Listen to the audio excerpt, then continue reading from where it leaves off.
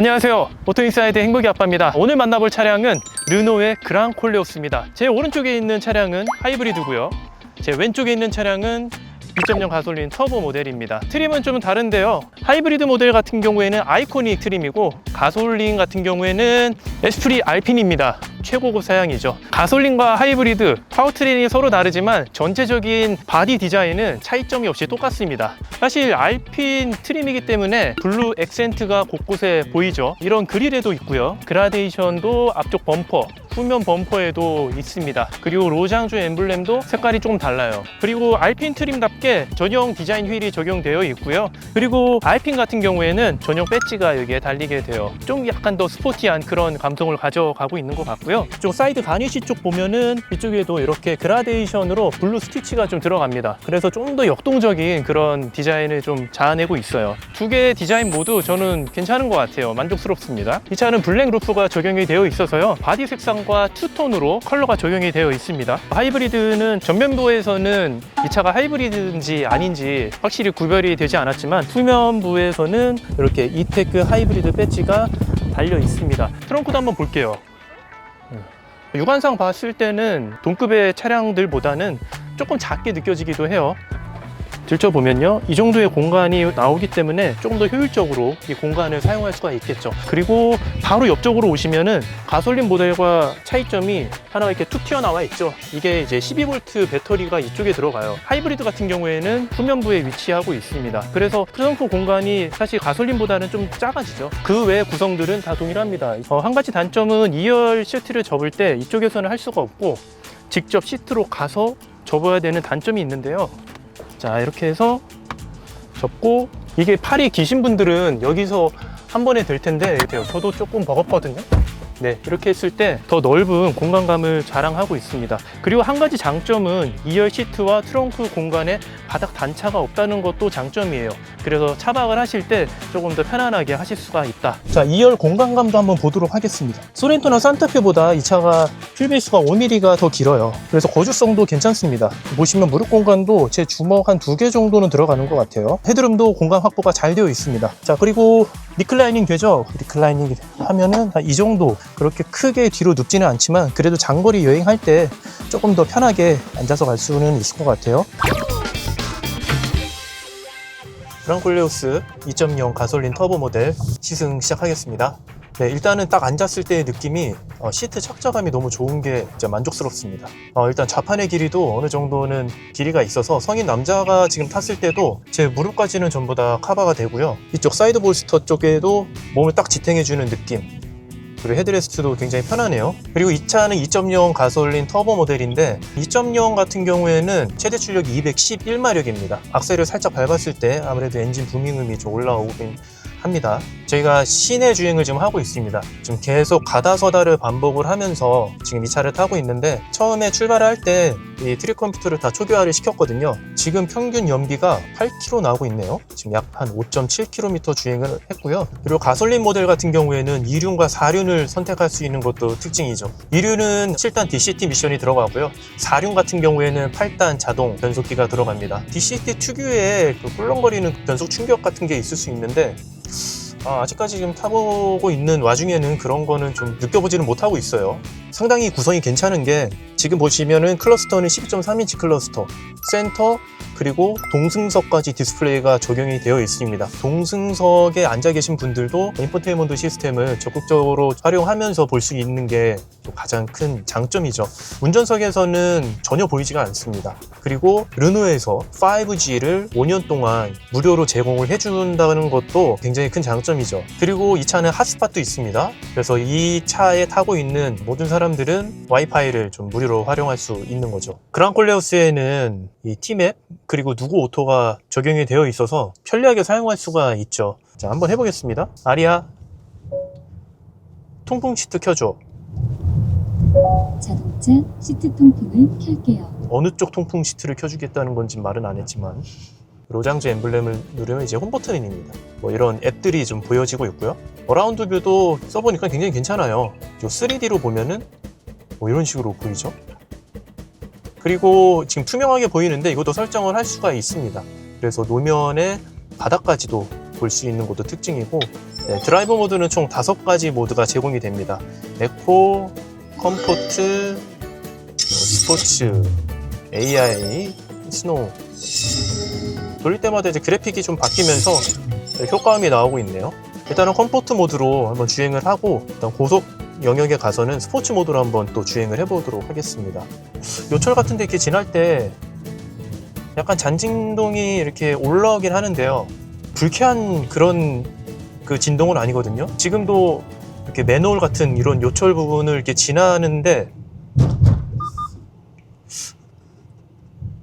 이게 노면에 따라서 그 충격 정도가 좀 다른 것 같기도 해요. 연속적으로 있는 요철 부분에서는 굉장히 좀 잘 잡아주는 것 같은데 약간 좀 깊게 패인 부분에서는 좀 충격이 바로바로 또 좀 크게 오고 있긴 하거든요. 보통 이제 패밀리 SUV, 대중적인 SUV라고 하면은 이 세팅 자체가 좀 물렁물렁하고 편안한 승차감에 주안점을 두고 세팅을 하는 게 대부분인데 이 차는 어느 정도 좀 단단한 세팅을 가져가고 있는 것 같습니다. 그리고 볼보의 CMA 플랫폼인데 좀 안정적인 그 견고한 하체의 세팅을 좀 보여주고 있는 것 같아요. 그리고 약간의 롤도 좀 있는 것 같아요. 기본적으로 이 차의 핸들링이라든가 뭐 하체 세팅 부분이라든가 이런 괜찮기 때문에 그렇게 거부감이 들거나 불편한 정도의 롤은 또 아닌 것 같습니다. 하지만 롤은 어느 정도는 좀 있다. 아무래도 SUV이기 때문에 이 차체의 전고도 좀 있잖아요. 그래서 어느 정도 감안을 해야 될 것 같아요. 주행을 해봤을 때 주행 질감도 뭐 기대 이상으로 솔직히 좋습니다.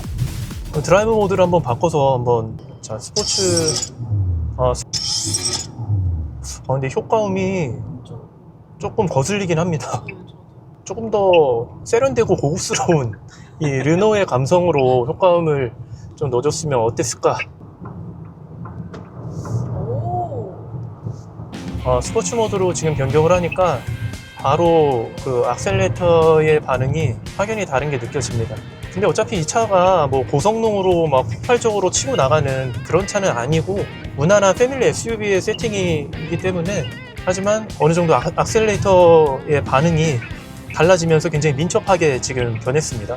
하체가 지금 고속으로 달릴 때도 하체 세팅은 확실히 마음에 드네요. 노면이 약간 울퉁불퉁한 부분을 이렇게 지날 때 이 차량의 밸런스가 상당히 이 차를 딱 잘 잡아주고 있는 그런 느낌이 들어서 굉장히 안정적입니다. 그리고 핸들링이 진짜 마음에 들어요. 사실 현대기아에서 느껴보지 못하는 그런 핸들링을 이 르노만의 이 감각으로 갖고 있습니다. 그랑 콜레오스는 되게 재밌어.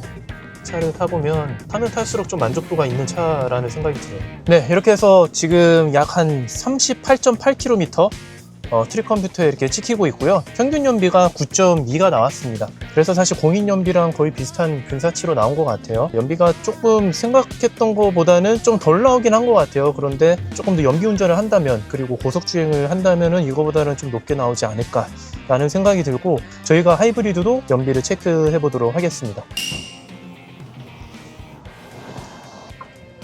하이브리드답게 처음부터 이제 모터로 시동이 걸리고 주행하는 이 감각이 굉장히 괜찮습니다. 그리고 일단 너무 조용해요. 지금 모터로만 가고 있어서 에너지 플로우도 어떻게 지금 이 차가 모터와 그리고 엔진을 개입하면서 가고 있는지 보여주고 있거든요. 하이브리드가 확실히 정숙하고 그리고 하체도 가솔린과 마찬가지로 약간 좀 단단한 편입니다. 요철 부분을 지날 때 이렇게 노면 상태가 좀 안 좋은 구간을 지날 때도 가솔린보다 조금 더 좋은 느낌인데요. 이게 모터도 들어있고 그리고 그 배터리도 들어있잖아요. 이 고전압 배터리는 차량의 중앙에 들어가고 12V 배터리는 또 트렁크 쪽으로 뺐습니다. 그래서 설계를 좀 그렇게 하면서 무게 배분이라든가 차량의 밸런스를 맞추기 위한 노력도 좀 보이거든요. 그래서 그런지 이 차의 거동이 사실 가솔린보다는 좀 더 좋은 느낌이 드네요. 이 차의 출력은 144마력의 출력을 내는 엔진이 들어가 있고 모터는 구동 모터가 이제 100kW 모터가 들어가 있습니다. 그래서 엔진의 힘과 모터의 힘이 거의 비슷한 그런 출력을 내고 있는데 저속에서 모터가 개입하는 그 범위가 상당히 넓죠. 그리고 100kW이기 때문에 시원스럽게 이제 치고 나가주는 그 모터의 출력도 경쾌하게 느낄 수가 있습니다. 가솔린 모델 같은 경우에는 중고속에서 꾸준하게 밀고 들어가주는 그 느낌이 좋았는데 하이브리드 모델 같은 경우에는 좀 초반 응답성이 굉장히 좀 빠른 것 같아요. 하이브리드에서도 스포츠 모드로 변경을 하면 확실히 이 악셀의 응답력이 훨씬 더 빨라지고 민첩하게 움직이는 걸 볼 수가 있습니다. 브레이크가 제가 이렇게 밟아봤을 때 약간 담력이 일정하게 쭉 이어지는 느낌보다 살짝 좀 끊겼다가 들어가는 그런 이질감이 좀 느껴지는데 이 차만의 문제인지 잘 모르겠어요. 그런데 이게 전체적인 이 차량의 기본기가 굉장히 좋다는 생각이 들어요. 사실 그랑콜레오스가 인기를 계속 끌고 있는 것은 합리적인 가격, 수준 높은 하이브리드 시스템이 적용되어 있는 그런 파워트레인이 여러 가지로 좀 소비자의 만족을 계속해서 이끌어내는 것 같고 상당히 기존의 르노보다는 훨씬 더 많이 좋아졌다라고 보여져요. 자, 이렇게 해서 주행거리를 한 30km, 이렇게 많이 타지는 않았지만 연비는 18.9km/L가 나왔습니다.